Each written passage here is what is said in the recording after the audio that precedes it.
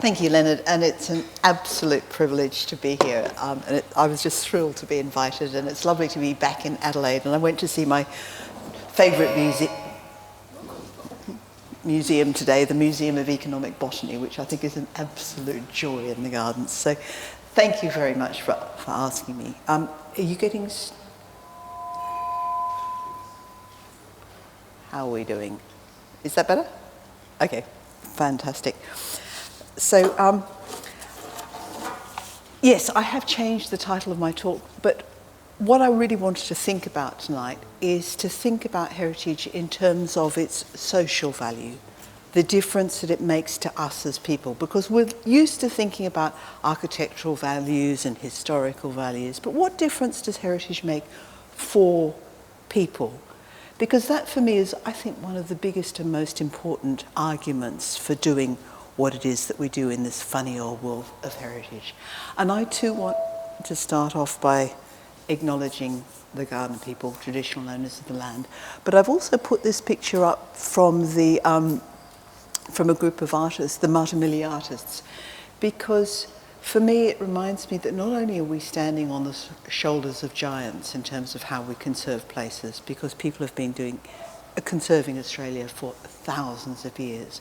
But also I love this picture because it reminds me that everywhere has a heritage and a story to it. You know, we may draw little lines on the map around what's designated, but every piece of land has got a story and a history and a connection. That whole Indigenous thinking about country has got a lot to teach all of us about places. So, who am I? Well, as Leonard's done that bit, I can keep going, but I actually used to be a digging archaeologist. I can dig holes, I can draw buildings, but I got into museums and heritage and public policy, and even more weirdly, I've just recently been involved in transport policy. Don't ask me why, but we're going to come to that one later. And I've been doing, since I've been doing this PhD, I've also been doing a little bit of work in Victoria and in Melbourne and in Tasmania. So I might pick up on a few Victorian examples while I'm talking. So, policy. Australia has just published a well-being framework because governments around the world are starting to think about the benefits of what they do, not just in terms of dollars and money and GDP, but in terms of public good and public well-being. There's no mention of heritage. The ACT's got a well-being framework. It's looking at how we look at the value of what the ACT government does, looking at it in terms of health and safety and living standards of environment. There's no mention of heritage. South Australia's got a well-being strategy. A phrase not found. You know that little thing when you Google and you type the word in and you get that little pink box at the bottom? And there's no mention of cultural heritage. Yet I've just spent the last maybe 8 or 10 years working in Wales, where there is a wellbeing framework, and culture and heritage are very much part of that wellbeing framework. And it makes a huge difference to the weight that cultural heritage is given when we think about public policy. So, and also, if you think about it, think about Australia, think about the impact of bushfires, think about the impact of floods, and think about what it is to lose a place, to lose your stories, you know, to lose your connections, to lose the things that matter to you, and you tell me that cultural heritage is not part of our well-being. This is really, really important. And one of my favourite heritage books has always been Peter Reid's lovely book written in the 1990s about people who have lost places to bushfires, to floods, to bankruptcy, and what the impact of losing a place is. And the other book is Ankie Krog's book written during the Truth and Reconciliation hearings in South Africa about the stories and the traumas. And it just is a reminder of how understanding stories and what happens are so important. So again, you know, both books are really powerful reminders of why you cannot divorce thinking about well-being from cultural heritage. So it happens so often, this business of we have a big new public policy framework, and guess what? heritage is not in there. So when I saw this PhD scholarship advertised, and I just retired and thinking, what am I going to do next? That was about thinking about that bigger strategic picture of heritage. I was like, yes, please. So I was absolutely thrilled to be offered the scholarship. And if any of you are ICOMOS members, thank you, ICOMOS, for all your support. Because it was just a wonderful opportunity to begin to tackle this issue that had been annoying me for 40 years. And that is that if conservation and what we do is about caring for cultural heritage, and not even well-being, and culture is now seen as the fourth pillar of sustainable development. You know, it's part of that bigger conversation. And still, cultural heritage is absent in so many public policies. So, for example, you know, the bushfire recovery framework doesn't mention cultural heritage. Economic appraisal, you know, the basis on which we make big decisions, doesn't mention cultural heritage. Waste policy. You might think reusing existing buildings, given the amount of waste that's created by construction, you might mention buildings that heritage buildings there? Nope. It is in the national culture policy, but most state arts policies forget cultural heritage. It's like, we've got to think differently. We've got to get ourselves up them. And that's why this idea of how do we embed cultural heritage in wider public policy is such a big driver for me. So, for example, when we're in Wales, you know, we used to do, where's Richard? There you are, this is the Welsh, you know, this is the interpretation, the Welsh Pan-Wales interpretation strategy. We used to focus on policy for heritage, but we started thinking much more about heritage can contribute to other policies. So Kay Andrews did a wonderful report on poverty in Wales, massive issue in Wales, really huge. How can culture and heritage contribute to that? And we also looked at things like regeneration. So beginning to get out of our box and think about that bigger picture. So this is for the academics. I have to have a methodology because I'm a student. So, I mean, where do you start? What do you do? How do you get your head around this whole question of heritage in wider public policy? The starting point for me, you know, so I've got to do the numbers, I've got to find the evidence, I've got to find how heritage can create wider value. I've got to think of those policy hooks and opportunities, and then somehow I've got to knit it all together. And that's kind of where I am at the moment. Richard Mackay told me I wasn't to use this diagram because he didn't get it.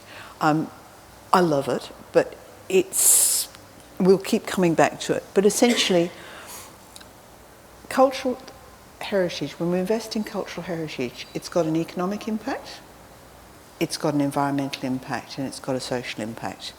But policies, public policies don't quite work like that. They don't live in neat boxes. So in the study, I'm going to be thinking about how heritage contributes to social policy, how it contributes to environmental policy, its role in placemaking, its role in culture and the arts, and its role in economics. Now, any sensible person would do a PhD on any one of those topics rather than trying to cover them all. But if you're a policymaker, you've kind of got to think big.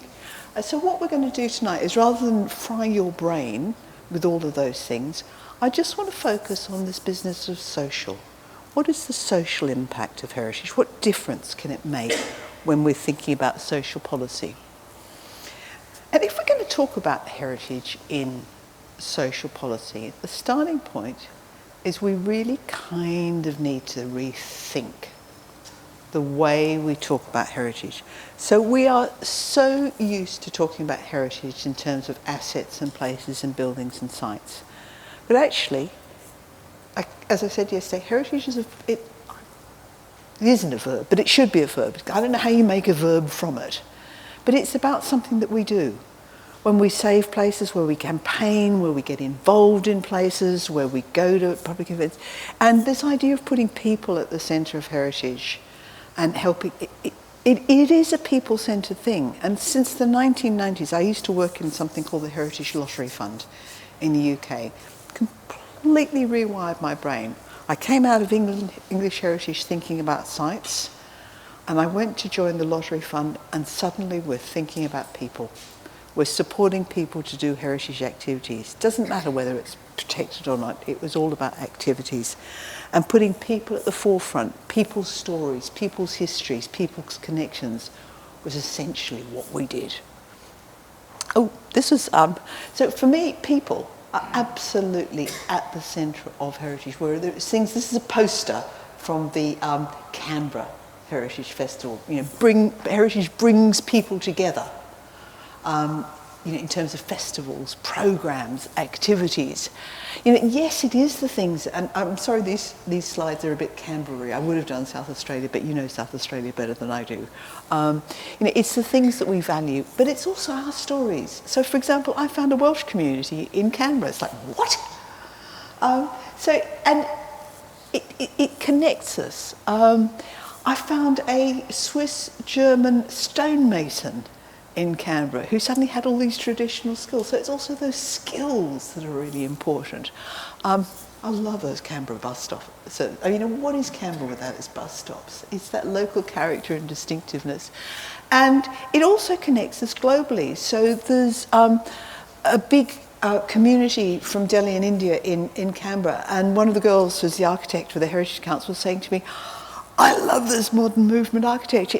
I really remember it. And it's what I grew up with, and there is all these gorgeous global connections, you know, to India and to other countries. So it's fabulous. And one of my fellow PhD students is doing her PhD on repair cafes. Because heritage is also about make, do and mend. It's about repairing and reusing what we've got. We don't have to have everything new. And of course, it's also about the past trauma. You know, the stories in objects and things. And this was a telephone that was burnt in the bushfires in Canberra. So if we're going to start thinking about heritage as a social thing and its role in social policy and connecting us, we've got to stop talking about assets and start thinking about activities. Thinking not just about assets, but all the things that we do. And we engage with heritage. How do we engage with heritage? Well, you watch restoration programs on the TV, you read a book about history, you go to a public program. See, we might be there as an audience consuming heritage contents and stories. But also, heritage is something that we do in our own lives. I know all of us in this room spend a lot of time working with other people's heritage. But just think for a moment about your own heritage, your own stories. You know, I often do an activity with people. I say, think of a connection with your own history or heritage in the last 24 hours. You know, it might be your mum's cooking. It might be an object that's familiar with, or somebody, you know, like this is something that a really good friend gave me. And, you know, heritage is part of our own lives. You know, when we do our family history and genealogy, we're actively finding our own heritage. When we restore a vehicle or buses, boats, trains, you know, a lot of us spend a lot of time playing an active role in heritage. So heritage is something that we do. We rediscover things all the time. We find hidden stories. We enjoy and use heritage on a daily basis. We care for it and look after it, and that's where the conservation stuff comes in. We share it and tell stories, and then we recreate it. Think of how many artists and architects, designers are using heritage for creative, brand new things. So for me, we've got to stop thinking about heritage as something we protect in a box that we tick in a bit of regulation, and start thinking about it as these wonderful creative activities. And yeah, listing it matters, but it's only one tool. It's only one thing. So to think about it, we need to get our heads around that. We also need to do the numbers. We don't do enough. We don't spend enough time doing the numbers. We spend a lot of time trying to designate things and not enough time doing the numbers. What do I mean by the numbers? Well, how many people take part in heritage every year? How do you find that out? Where do you get the numbers?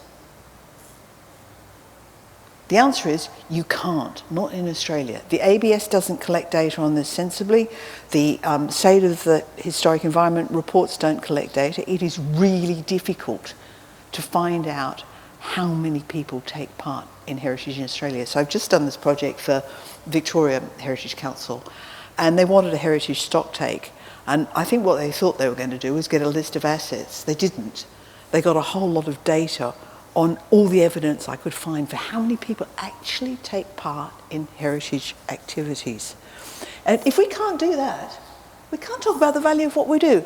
You can't really read this slide, and AI was doing funny things to my slide layouts. But there are numbers out there. You've just got to dig and find them. So, for example, lots of people take part in technological heritage activities, rallies. Think about all the trains, think about the buses, think about how busy that sector is. Think about the people that go to museums, think about all the people who go to parks, and this is just for Victoria. A lot of people go to heritage, but we don't talk about that. And not just as audiences, but active involvement. People who are out there researching their own history, belonging to genealogical societies, actively restoring things, belonging to national trusts, being heritage activists. There are serious numbers of people who actually get involved in heritage. We don't talk about them. And it's that getting involved, that doing, listening, storytelling, that's the thing that has an impact. A building like this doesn't have a social impact by itself unless we use it or do something with it. So this is the Heritage Geek Alert. Sorry about this. In thinking about the impact and benefits of heritage, one of the slight problems is everybody uses the word social value or social impact in a different way, and they mean different things. And I'm trying to work out this joke, but I haven't got a punchline for it, about an economist and a heritage person and an impact researcher walk into a historic bar, and they all have a different impact. I mean, there's a joke there somewhere, but somebody find it for me. But honestly, the way we think about social impact when we're listing things is about drawing lines around what's important to communities. The way economists think about social values, they have kind of numbers around well-being and how much you're willing to pay to give up something. But the way that's not the same as the social impact of what difference does taking part in a heritage activity make? How does it change you? And that's the really critical issue. So I'm not interested in social significance. I'm not interested in what the economists do, but I am interested in social impact. So this is the geek stuff. We talk about social significance a lot. Not talking about that. We talk about, as I say, that's what the economists talk about. Is anybody an economist in the room? Has anybody been an economist? It's a different language. They talk about social value and they think they do it, but they don't mean what we mean. But this is the stuff that I'm really interested in. How can we use social research to find out what difference heritage makes? And fortunately, we are beginning to get some research in that field. So there we are, do the research. So way back when I was working for the Heritage Lottery Fund back in the 1990s, we had thrown a lot of money at heritage. And we thought, we'll do the numbers. We'll count everything up. So we counted how much we'd given to volunteers, and we counted how much we'd given to cultural diversity, we counted how much we'd given to buildings. But then the minister looked at us and said, that's great, haven't we done heritage? And, like all really dumb questions, it was a really good question. Because then how do you answer it? What do you say? We've saved 10,000 buildings, job done.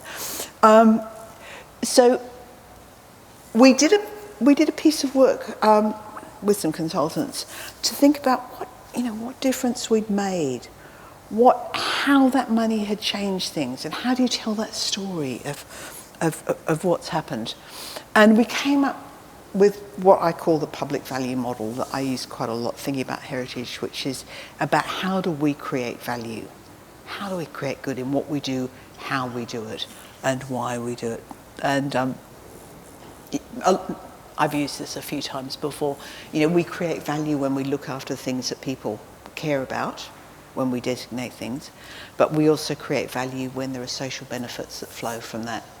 And we also create value. How we do things matters. as heritage people. So that's what we're talking about here. It's that social and economic impact. So let's just keep going. So for example, when I was working at Lottery, we did social impact research. So we talked to people who got involved in transport heritage projects. And so what difference did it make to you? How did it make you feel about yourself? And we found that people developed a great appreciation of heritage, but also a greater understanding and sense of not just their own identity, but other people's stories. So taking part in a heritage project is helping people to develop empathy. This is a social impact. It's a social value. It's helping people to connect. And that's really important in a fractured society today. Those powerful, and that sense of shared identity, bringing people together, that really matters these days. There's some great stuff now, Claire will know about this, in the archaeology space around archaeology and mental health. Projects like Project Nightingale in the UK have been working with returned soldiers from Afghanistan who have been traumatised. And they've been going out and doing field projects. And of course, if you've been in Afghanistan, you know how to read a landscape. You do not want to get blown up. You know where a sniper is. And it turns out that those soldiers have got really good landscape skills. In fact, they're really good landscape archaeologists. In fact, they're better at finding Bronze Age sites than the archaeologists. And that sort of work is actually not just good for archaeology, but it's also giving people confidence and skills. And there are real health benefits. So that's what I mean by the social impact of heritage. Fortunately, we've got some evidence. We've got some numbers in Australia. We do have a little bit of work, some research there about how communities feel about heritage. So there is some stuff. But a lot of it's buried, a lot of it's hard to find. So fortunately, in the UK, some of the academics and some of the heritage people have been gathering that research together and getting it out there so you can actually find it. Because if you're not a social researcher, it's really difficult to get. So this is a great website. Historic England have done this amazing project just pulling together loads and loads of social research that's all out there. And it's a fascinating read. It really changes the way you think about heritage. And look at all those things, engaging with heritage helps you think about places, social identity, sense of belonging. It brings people together. Volunteering. I'm sure a lot of you in the room have been involved as volunteers and with volunteers. Think of what people get out of volunteering. It's a really important thing to do. And it changes people's lives. And of course, I talked about mental health and well-being. So it's a pretty special thing, heritage. And there's a lot of good stuff now. ICON has been thinking about the social value of conservation. There's some fantastic work out there now on the social value of museums and how museums change lives. And this is one for Claire and the academics. There is so much research out there that we can now do proper meta-reviews, literature reviews of that social impact research. Exactly. It's a whole new level.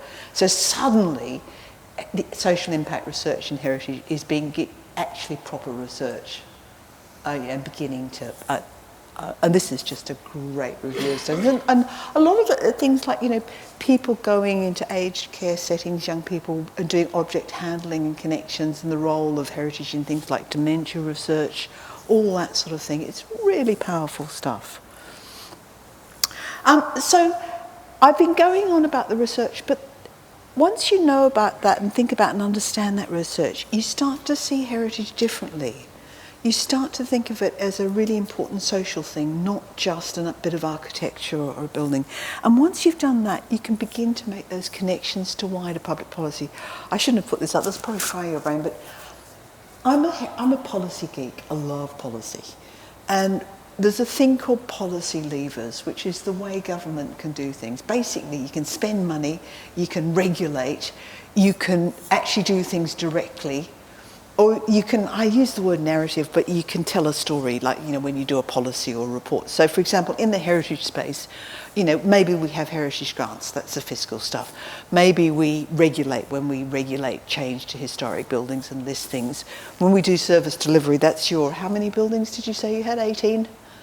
that's the buildings that we actually look after directly. And narrative is the way that we talk about heritage. So social policy is the same. We're thinking about social policy. We've got welfare and taxation, equality and human rights, social services. And actually, heritage can contribute to all of these. It's already happening. It's happening in the Indigenous health space. There's a wonderful body of research about how engaging with cultural heritage makes a big difference to Indigenous health.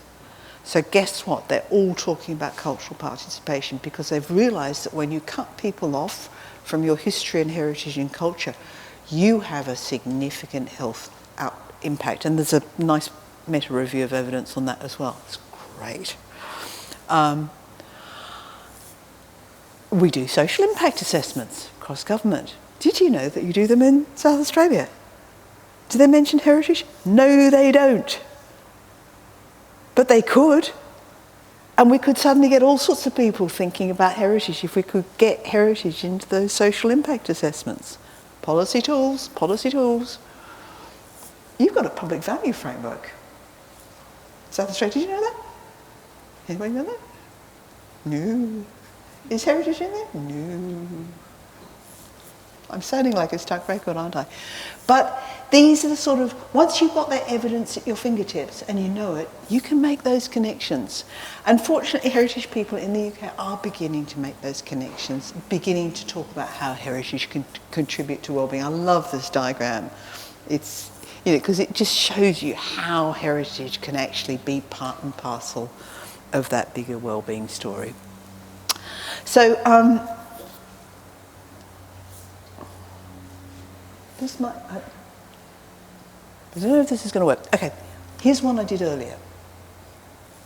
I told you how to get to transport. So, Wales has got a Future Generations Act.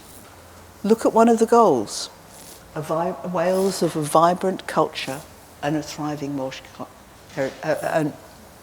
vibrant culture and thriving Welsh language. Heritage is in wellbeing. So if you are a government body in Wales, you have to do heritage. And if you're a heritage body, you have to do health. Because all government bodies have to do all the goals. There's also a fantastic 5 ways of working that goes with it. I'll talk about another time. So I got involved in writing the Welsh Transport Strategy. We had to think about Welsh wellbeing across all the goals, not just transport, the other goals. So we took the goals, we thought about how it related to transport, we wrote the transport strategy, and look at the ambition that's there, a transport system that's good for culture and the Welsh language. So I got a heritage policy into the Welsh transport strategy. I know it's a bit of a weird roundabout story, but I promise you, it's probably a first.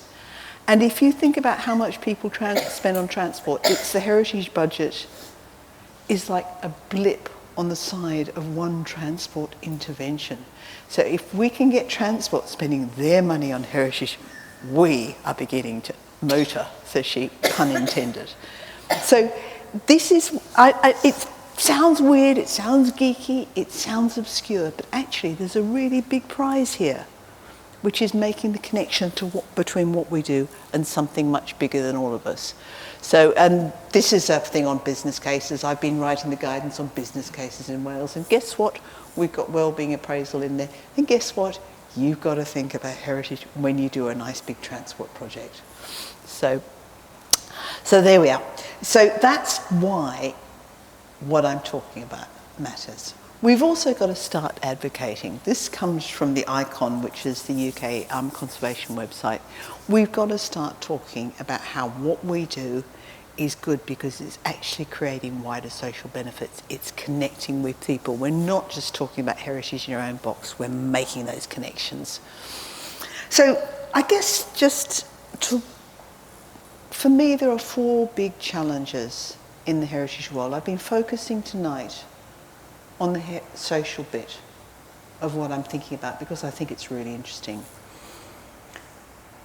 But just to go back up and think more strategically about heritage and the future of heritage. The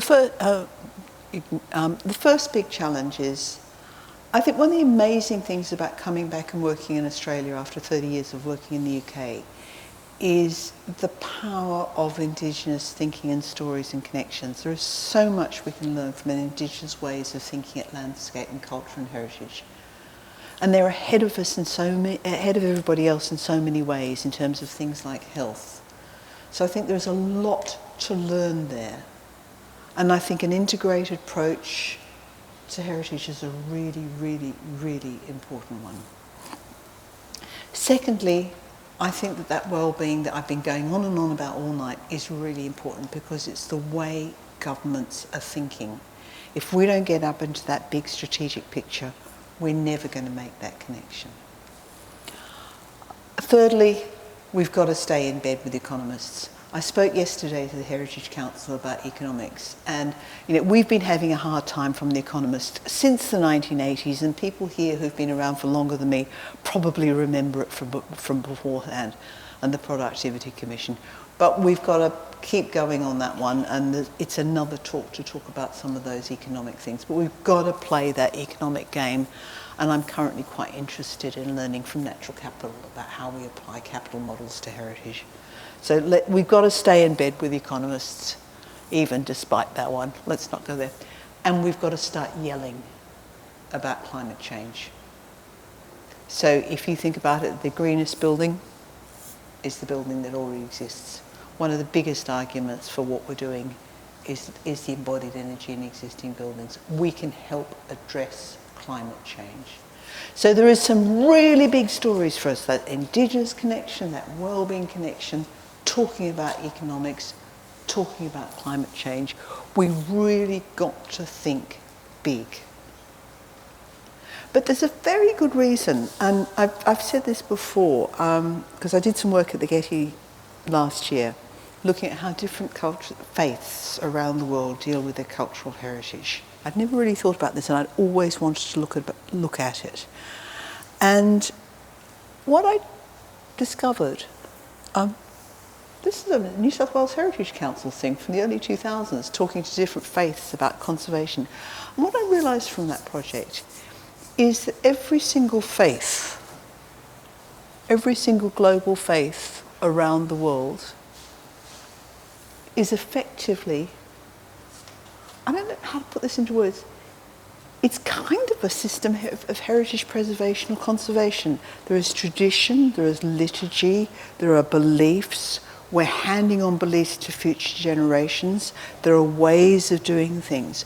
So in a sense, what we do in the heritage field is really a kind of, I hate to say it, kind of post-enlightenment, neoliberal, I don't know what, it's a weird way of doing it in a kind of economically rationalist world, but this is something that the world's faiths have been doing for millennia.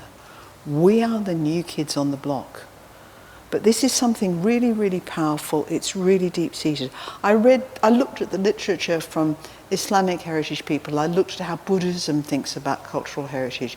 I looked at how Judaism thinks about, and they've all got what we would recognise as heritage rules and practices and approaches. And I just suddenly thought, we're doing something that's not new, that's been done for centuries.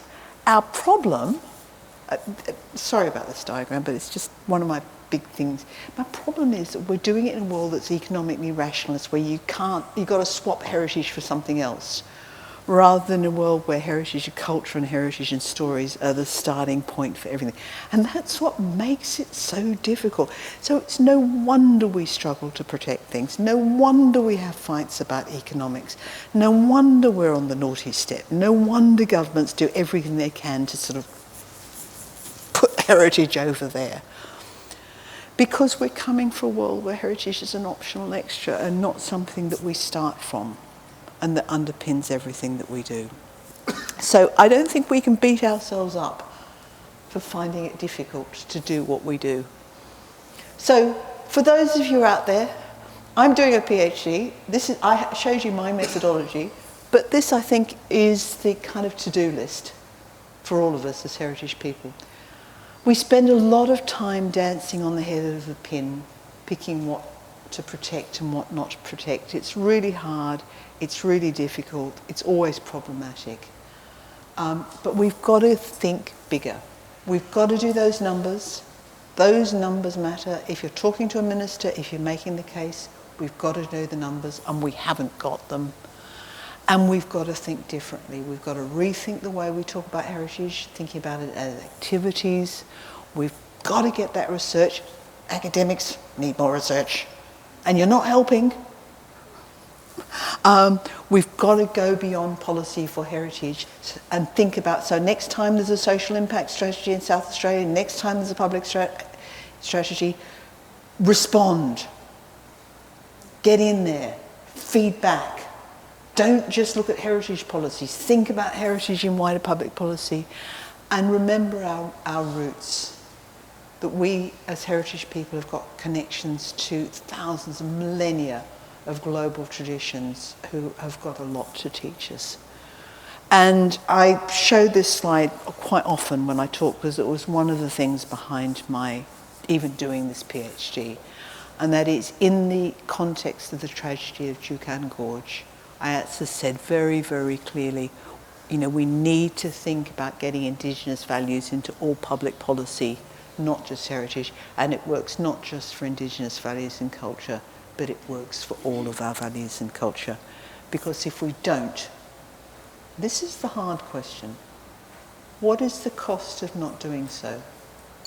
What is the cost of ignoring our cultural heritage, whether it's in bushfire recovery, whether it's in economics? And we're seeing that with Indigenous communities today on the impact in health. And I think there is a cost to not thinking about cultural heritage. Thank you very much indeed.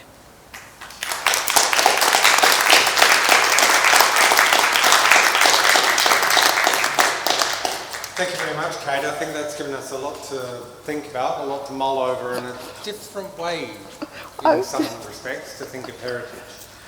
I think we've got time for questions. Sorry, I'm just going to hop up here.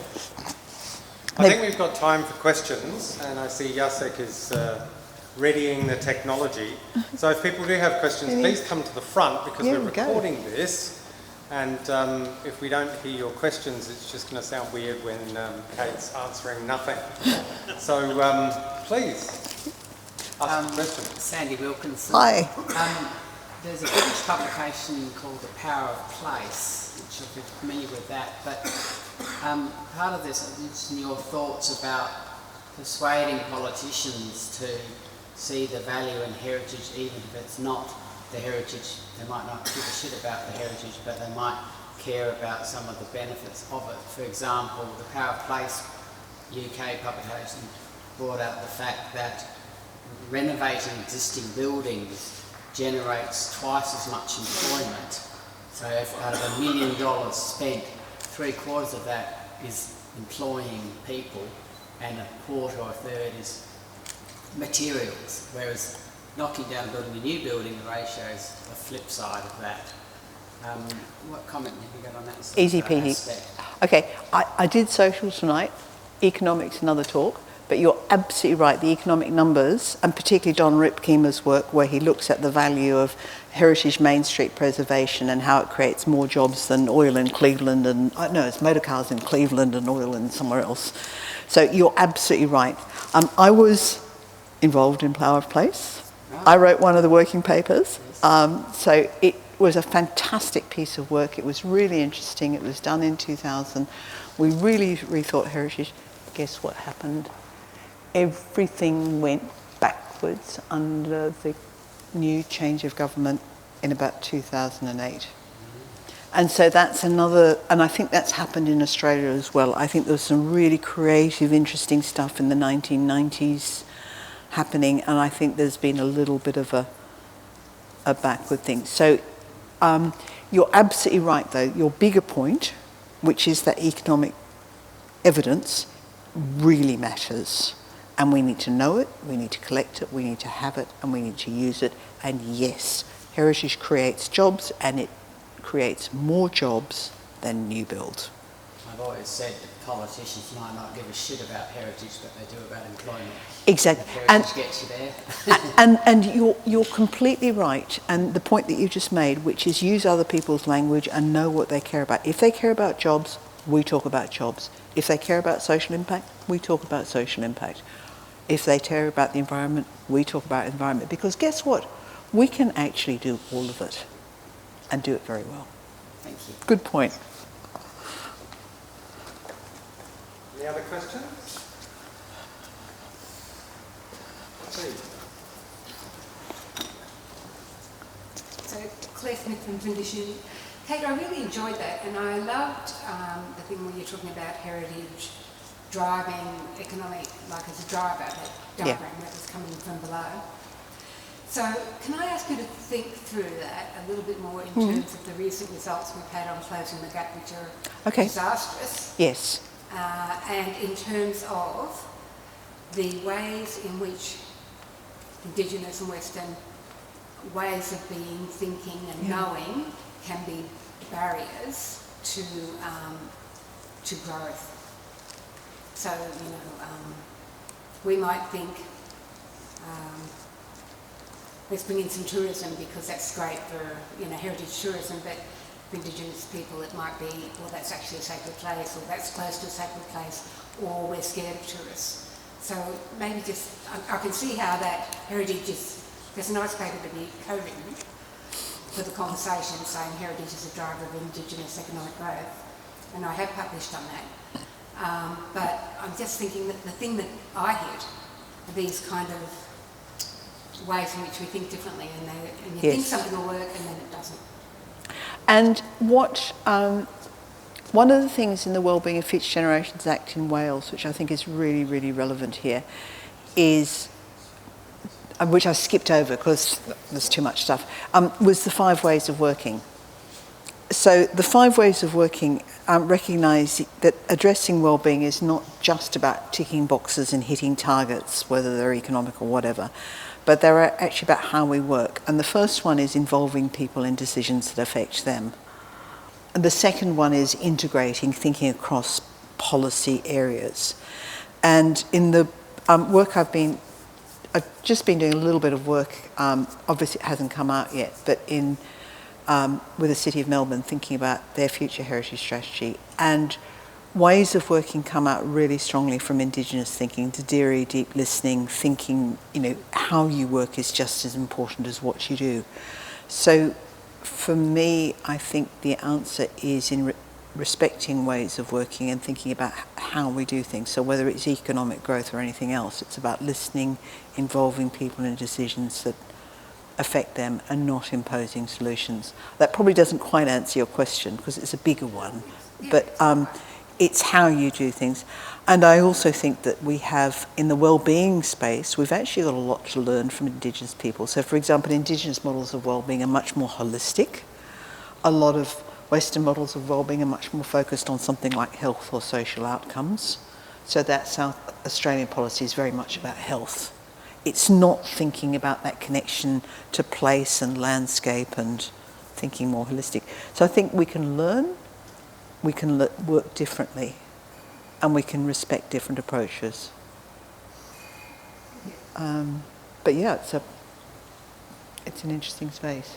What about your own work in cultural heritage? Other ways in which you and your work have been able to create, so for anybody in the room, to create social impact? It might be working with volunteers or saving things, other things that you think you've done that, because I'm always looking for examples from people about how, because quite often there's not much money around, there's no lottery in Australia to fund that sort of thing, but I've been talking to ICOMOS members and I found all sorts of wacky creative ways that people have been able to make social impact happen through their work. So is there anything that you pick up that you're proud of, you can think, oh well actually, Carrick would have been a good example. Thinking about Carrick, there would have been a lot of events bringing people together, and there's a lot of social impact and benefit comes from public programs.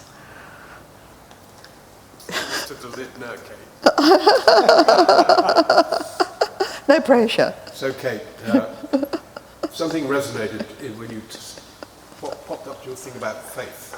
Okay. Faiths. Yes, yes. So I'm talking about a very particular direct experience of a Okay. standalone heritage site, Yeah. Carrickhill. It was like running a parish Love it. because almost everything was done by volunteers. Yes, Whether you're yes. talking about governance or, Yes. or guiding or Yep. bush care or Yep. the gardeners or the, Yeah. the flower rangers known as the Yeah. petals. And the social cohesion is a factor that you kind of Yes. put in there. If you could talk about well-being as being love, Yes. you know, Yeah. not a fashionable subject, Yeah. erotic, yes, but love, the sense of love of place Absolutely. that then drew everybody together. Yeah. And That's not immeasurable in my, is it?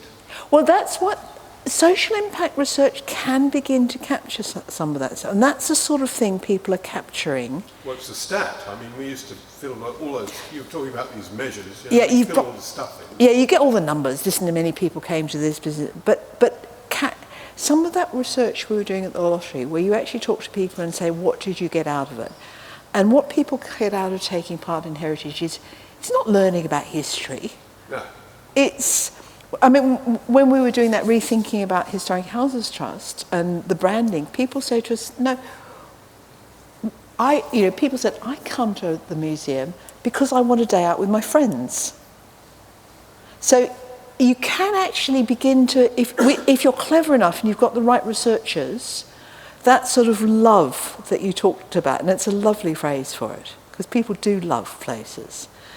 And you talked about social cohesion. So you can capture it, but you sort of need one of those social researchy people who knows how to do this, and we're not very good at it. So numbers are part of it. But that story, and you talked about running a parish, and it's about bringing people together. And why did your volunteers come? Because of the place. Yeah. And then because of the people that were at the place. Exactly, yeah. So we don't always capture or tell that story, but it's I think it drives a lot of us. Thank you. Yes. Beverly Voigt, Manager Heritage, and I can say that Right, you need to there's get- some truth around that as far as just the team. Like our team Yeah, has a kind of respect and care for each other because we're here doing stuff for heritage, and that's a social connection in itself, and a sense of family, sense of that type of thing. But my question was around bringing forward the younger generation Okay. and connecting to heritage and how we might approach that social connection with them, and how to engage them to the stories, Okay. or what approach we could use, because I mean, the sector says, we're an ageing population in the heritage industry, and how do we bring in that younger generation? I think the social aspect is part of that, but how do we storytell or connect? this was a really big issue at the lottery, because we're very conscious that we are an ageing population. It's an ageing. How do we get it? And we had this issue because partly thinking about social outcomes, thinking about social policy, we're often thinking about equality. We're thinking about who isn't coming, who's not engaging, who's not there, which audiences are we missing, and one of them, is often young people. So, in the UK, where we had money and grants, and I know that we don't here, so we actually set up something called the Young Roots Programme. And what we discovered was that heritage organisations are really bad at young people, and youth organisations are really bad at heritage. So we set up a grants program and said, guess what? You can have money if you put a youth organisation together with a heritage organisation. So we wouldn't give money to heritage organisations to do young people because we didn't trust them any further than we could throw them. So as a result, there's this wonderful, and there's an evaluation of it, I can point you to it. It was called Young Roots, and it was just, and that I think I probably had a picture of this Suffolk Garbology project, which is young people going into aged care homes with doing object handling, and that was a Young Roots project. So you can do it, but you've got to recognise your limitations. And in another initiative in Wales called the Fusion Project that came out of that culture and poverty thing, we did this project where, again, we used social providers, social organisations to deliver heritage outcomes, because we just decided that museums were not so good at it. And they were fantastic. We had young people in deprived areas who'd never been into museums, going to museums, coming back, taking their parents the next day. You know, just really fantastic stories of new skills, new confidence. So you can do it, but you've got to listen to the experts, and we are not experts in young people. And it goes for any other audience that you've got who's not coming, whether it's a cultural group, whether it's an age group, or whether it's a faith group. And Kate, just, I suppose following on that, intangible heritage. Yeah. And do you see, you may not be able to answer this, but do you see any link between young people and intangible heritage, or as opposed to architectural heritage? Or is it... I'd have to go back to the Young Roots evaluation, because I remember one quote that I used to use on slides, which was, we thought canals were really boring, but actually it was amazing. So what we found was we get people involved in doing a bit of canal restoration or something like that. They absolutely love it. But they just hadn't thought about it.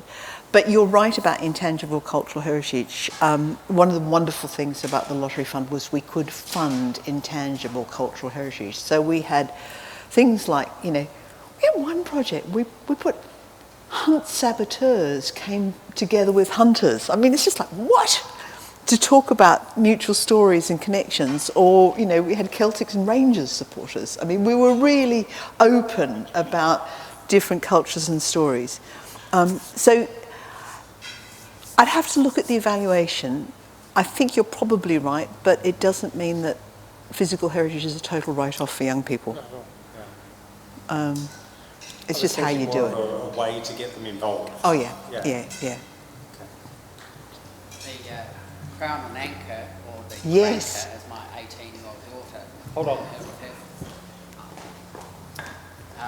In terms of engaging young people in heritage, the Crown and Anchor, or the Cranker, as my 18-year-old daughter refers to it, along with all of her friends, I think has been a terrific example. Basically put something that the young people care about under threat, and pulls them into the fray. And again, you've made one of those really fundamental points, that what happens with heritage is often only emerges at that point of risk or loss or threat. So although everybody says, you heritage people try to preserve everything, we don't. We preserve about that much. But it's that point when it's under threat that people are suddenly like, hang on, this actually matters to us. And whether it's a live venue or place they've been and doing things, you're absolutely right. Cool. Well, I think that was a really good, engaging conversation. And, thank you. I think it was Thank you, everyone. great to have people ask the questions and have you answer them. So thank you very much for what you've shared with us tonight, Kate. It's been a really great experience. Thank you. Thank you. Thank you.